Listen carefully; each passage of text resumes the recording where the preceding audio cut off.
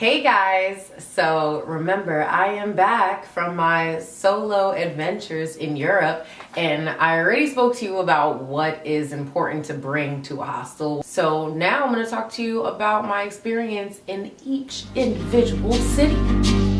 I feel like summer.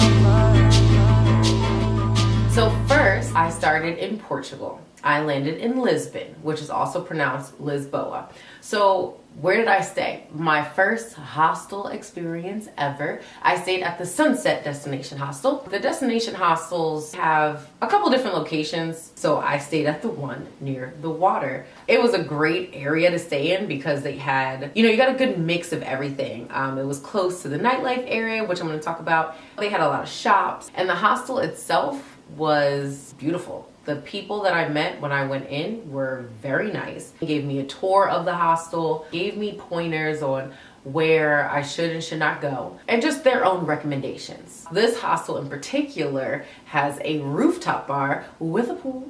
So now my room, so I stay in a 6-bed female room. My bunk was the bottom bunk. As you can see, this hostel was very artsy. The way they had the room set up, the decor, and they gave everybody like a curtain, so at least you had some privacy. We also had an in-suite bathroom, which was also very clean. It was very spacious, it was very nice. I really liked the hostel a lot, the way it was set up. The beds were comfortable. They give you like these cages under your bed, which are big enough for at least 2 small suitcases or a backpack and a suitcase. So it was perfect setting. Now the atmosphere of the hostel was great because they had so many different activities. So they had happy hour, free beer and sangria, or they would have dinner that you had to pay for, but at least brought people together. They served breakfast. You can sign up for walking tours. They also had a bar crawl. They set up Flip Cup before we actually went out to the bar crawl. Hey!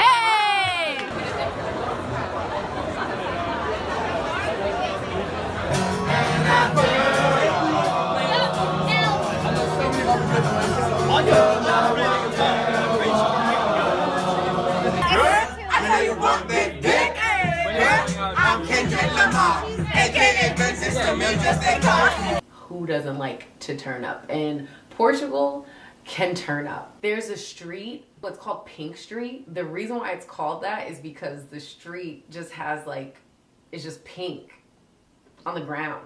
But you don't notice it because there's so many people outside that you don't even see the floor. And there's a lot of bars and gentlemen's clubs over there. That night in particular, I didn't go to sleep until about 5 o'clock in the morning maybe. I made some new friends out there, but it was lit though. Specifically in my room, first person I met was Melody. She was from LA. I also met another girl that was sleeping above me. Her name was Miranda. She was from Alaska. People thought that we were like friends from prior because how comfortable we got in each other, but we were like, no, we just met here today.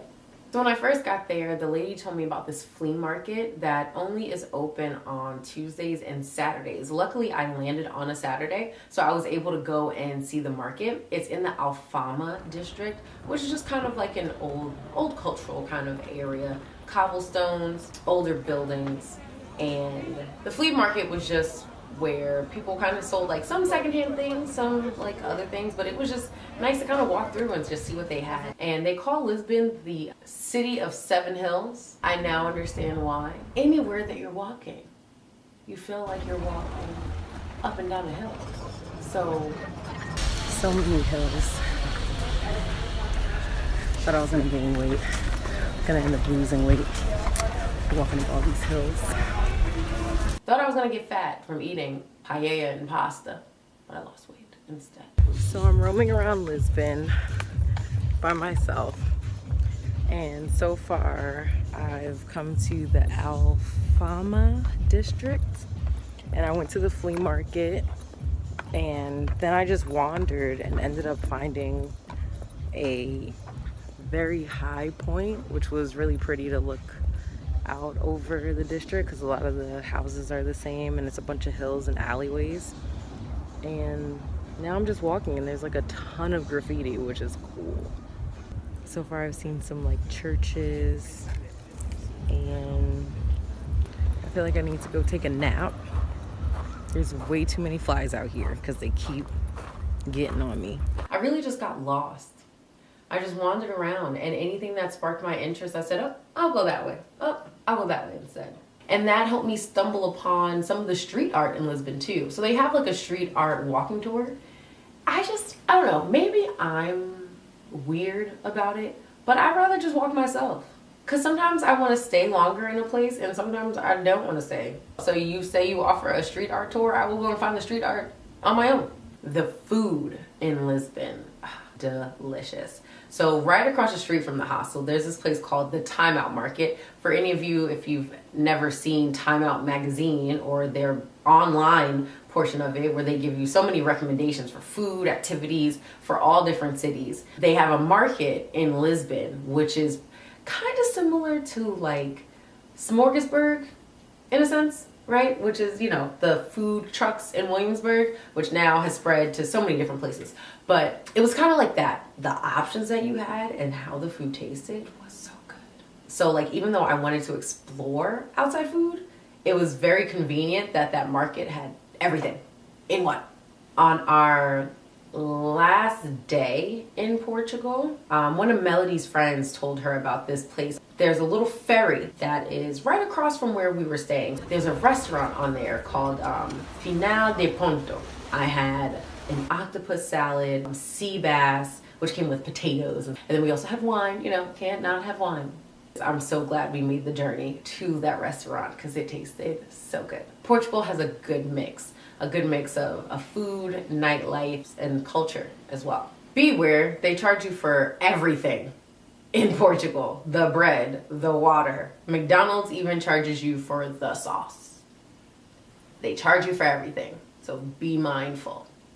I signed up for an Airbnb experience as well. I don't know if too many people are familiar with the fact that Airbnb does experiences, not just renting property. In Portugal, they're very big with mosaics. That's something that I guess has a history there. So I had a mosaic making class and I made a little like sardine because that's also kind of like a symbol of Portugal. It was so hard trying to break and crack tiles and plates and glass into the shapes that I wanted them to be for my mosaic fish thing. My hands were killing me. And I just felt dusty, but I was really proud of myself. It came out pretty good. And so now I have them home here. There's a place called Sintra in Portugal, which is a little bit outside of Lisbon. There was also a tour for that, but I said I'll just go by myself. So I bought a train ticket. Then there's a bus that will take you to, I guess, up this hill more towards this castle. Now you can either pay to go just to the castle, like on the grounds of the castle, or then you can also pay to go inside the castle. Now, my opinion, unless you like looking at old furniture and empty rooms, you don't really have to pay to go inside the castle because it's beautiful enough just walking around the grounds and outside the castle because you're able to walk on the terraces of the castle, which is just gorgeous. Like how high you are, the colors of the palace, just being on like the terraces and just looking out through the park is just beautiful. So I recommend that really just get the ticket to go into the park and walk around. And I made friends on the bus. I made a friend G, and then I met these guys from Holland that were really cool, and they helped me take pictures of myself because you know when you're traveling solo, it's kind of hard to take a picture of yourself. So they were very helpful. They were very nice. After leaving the Palace de Pena, G actually told me about this other part. It was, I'm going to pronounce it incorrectly. So it's another park, but it's just smaller like cathedrals or castles, cultural buildings, and just nature. Just nature in a park. But there's this one spot in the park, which is a well that you can walk down. You come in through a certain portion and you can look down. You're able to just walk down the stairs all the way down, and then it leads you to caves. And the caves will take you to either one section which has a little waterfall and there's a little lake, and then you can like walk across these little, you know, little stones in the lake. That was a really nice experience. It was definitely worth it. And it took a minute to find. We got a little lost in the park because again, it's just a park. So I would wear comfortable shoes to explore because like I said, you know, a lot of hills. So the tour that I was kind of rushing to get back to was a Fado music dinner tour. Now, Fado music has a history in Portugal where I believe sailors would sing these songs about how much they miss their wives and they want to come back, and then the females also had their version about how they miss their man. So they have these dinners and these people perform these songs.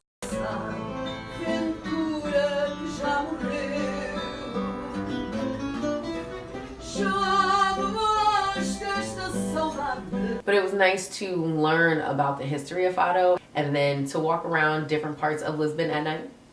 But Lisbon is very safe. I mean, to walk through some of the alleys and stuff is very interesting to see. There is this one thing. It's an elevator or this lift that is a big thing to go to. Here's a little hack. So everybody usually goes on a line to take the elevator from the ground all the way up to the top so you can look up off the terrace on the top and have a good view of Lisbon. But what some people don't realize is that if you actually walk around this lift, walk up one of the many hills that Lisbon has, and there's a restaurant behind this lift, you kind of get the same view. And if you want to go to that top level, you can go there from that restaurant level. So you skip the whole line. People were just waiting. And I just went around back and was up there. So there was also a protest in Portugal. Racism finds its way wherever you go. And it seemed like it was about police brutality and racism. I didn't know exactly what they were saying, but made me think just kind of how there are no boundaries to injustice. Not that I thought that there were before, but just to actually see that people were protesting, similar to how people protest here when there are certain things that keep happening and people are just tired of it when it comes to the police and racism. And it was just a little shocking to see that in Portugal.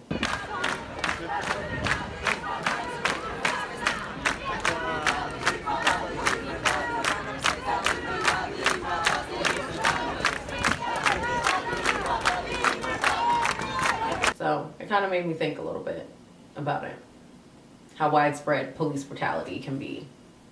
So just a quick recap of my time in Lisbon. You know, I landed, and on Saturday morning I explored. I did a bar crawl. The second day I explored different popular areas, like certain squares, just exploring to find the street art and the lookout points. Went to Sintra for a day. And there's even more points you can see. And then on Tuesday morning, I got on a flight to Madrid. So look out for my next video about what I did in Madrid. So definitely subscribe. This series here is gonna be all about my solo trip and everything that happened in each city. And hope you like it. See you in the next video.